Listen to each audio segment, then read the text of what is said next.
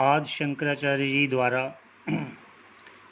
उत्तम अधिकारी, मध्यम अधिकारी और मंद अधिकारी के लिए ऐसे जिज्ञासुओं पर कृपा करते हुए आदि शंकराचार्य जी भगवान ने बहुत से ग्रंथों की रचना की।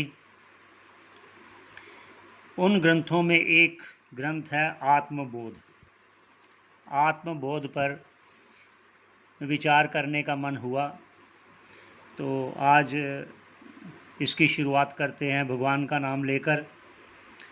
तो ये जो पहला श्लोक है यही उस ग्रंथ का मंगलाचरण है। आत्मबोध। आत्मबोध अर्थात आत्मज्ञान। आत्मज्ञान अर्थात परमात्मा का ज्ञान। तो ये जिज्ञासुओं के लिए अति उत्तम ग्रंथ है। तो शुरुआत करते हैं। ओम तपोभिः क्षीणपापानां शान्तानां वीतरागिणां मुमुक्षूणामपेक्षयो अयम आत्मबोधो विधीयते। ये मंगलाचरण भी है। भगवान का नाम और वस्तु का निर्देश करते हुए शुरुआत करते हैं। भगवान की असीम कृपा से, उसकी आशीर्वाद से कि सभी जिज्ञासुओं का कल्याण हो, यह कामना करते हुए ओम तपोभिः, उस परमात्मा को अर्पण करते हुए सभी तप जैसे व्रत आदि है, कृष्णचंद्रायन व्रत है, नित्य कर्म है, निमित्तिम कर्म है, उसको अपने फल की इच्छा ना रखते हुए ईश्वर को अर्पण किया गया जो कर्म है, उससे क्या होगा? क्षीण पापा नाम, जो अंतःकरण में पड़े हैं पाप, जो संचित कर्म है, आगामी कर्म है और प्रारब्ध में जो अंतःकरण में जो पड़े हैं पाप, उन सभी का नाश तप से, भगवान की ध्यान करने से, जप करने से, नित्य कर्म, निमित्तम कर्म और कृष्णचंद्रायन व्रत आदि करने से उसका नाश होता है। ज्ञान से तो संचित कर्म भी नाश होते हैं, आगामी कर्म भी नाश होते हैं, इसलिए उसका मोक्ष निश्चित होता है। इसका आगे विवरण करेंगे भाष्यकार स्वयं। तो आगे कहते हैं कि जो तप किया गया, जो व्रत किए गए, जो नित्य कर्म किए गए भगवान को अर्पण करते हुए, उस पर भी करते, जैसे जो वर्ण आश्रम आदि से धर्म में कहे गए, जो वर्ण आश्रम के प्रति जो कर्तव्य हैं, कर्म जो करने वाले हैं, वो भी ईश्वर के अर्पण करते हुए किए गए। उनसे क्षीण पापा नाम, उनसे अंतःकरण में पड़े पापों का नाश होता है। वो नाश होने से शांता नाम, मन शांत होता है। वीतरागी नाम, जो राग आदि हैं, राग द्वेष आदि हैं, उससे वो रहित हो जाता है परमात्मा की कृपा से, उन कर्मों के द्वारा शांत मन। वीतरागिना, वीतरागिना अर्थात इस लोक में और परलोक के सुखों को वो त्याग देता है मोक्ष की प्राप्ति के लिए।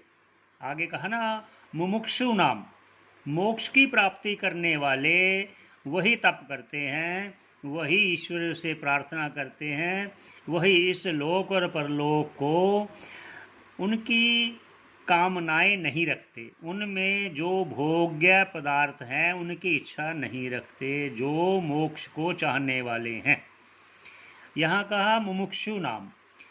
यहाँ पर मुमुक्षु नाम कहने का अर्थ आप उपलक्षण ये समझें कि आगे के जो पूर्व के हैं, पूर्व कौन से हैं? जो मोक्ष से पहले आता है, शम दम श्रद्धा आदि आते हैं, उससे पहले वैराग्य आता है, उससे पहले विवेक आता है, उसको साधन चतुष्टय संपन्न कहते हैं।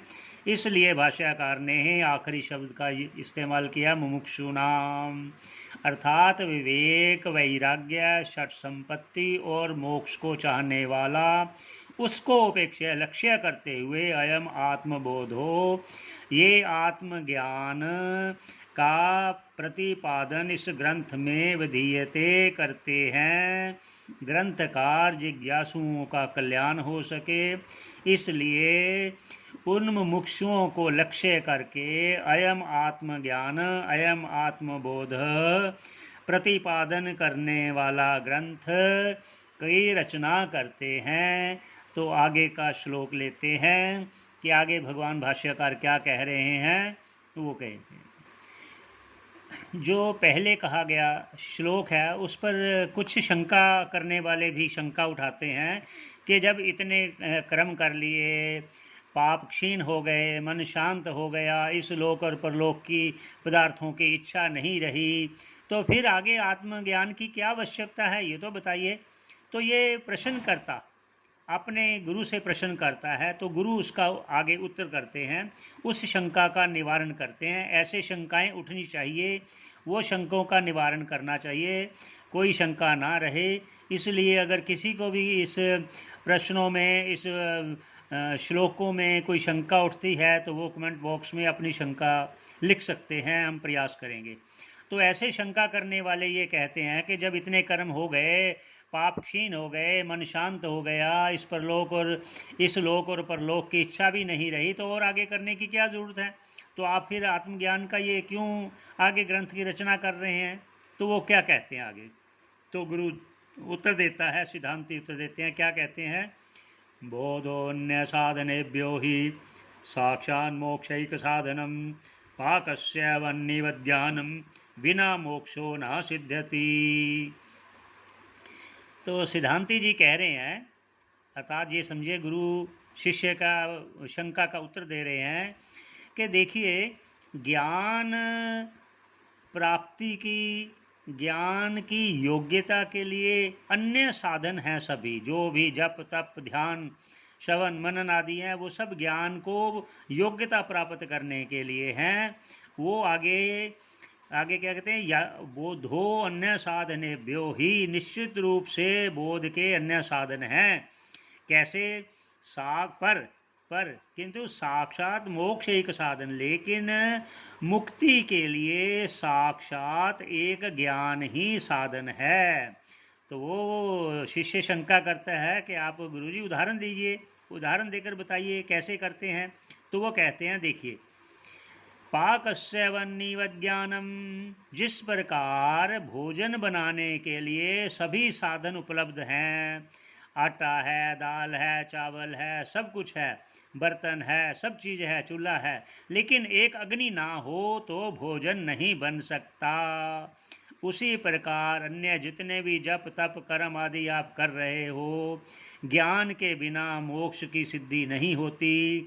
वैसे ही भोजन बनाने के सभी उपक्रम साधन सभी उपलब्ध हैं, पर एक अग्नि ना होने के बिना आप भोजन नहीं बना सकते।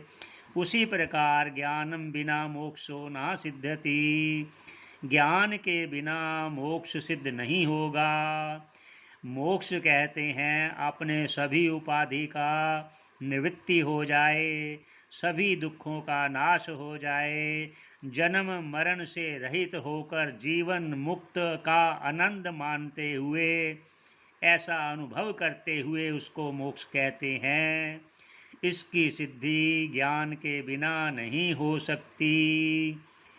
आज हम इसी पर विश्राम देते हैं, परमात्मा का धन्यवाद करते हुए, उनके चरणों में कोटि कोटि वंदना उनकी करते हुए, उनके चरणों में प्रणाम करते हुए इस वहीं विश्राम देते हैं। ओम पूर्णमदः पूर्णमिदं पूर्णात् पूर्णमुदच्यते पूर्णस्य पूर्णमादाय पूर्णमेवावशिष्यते।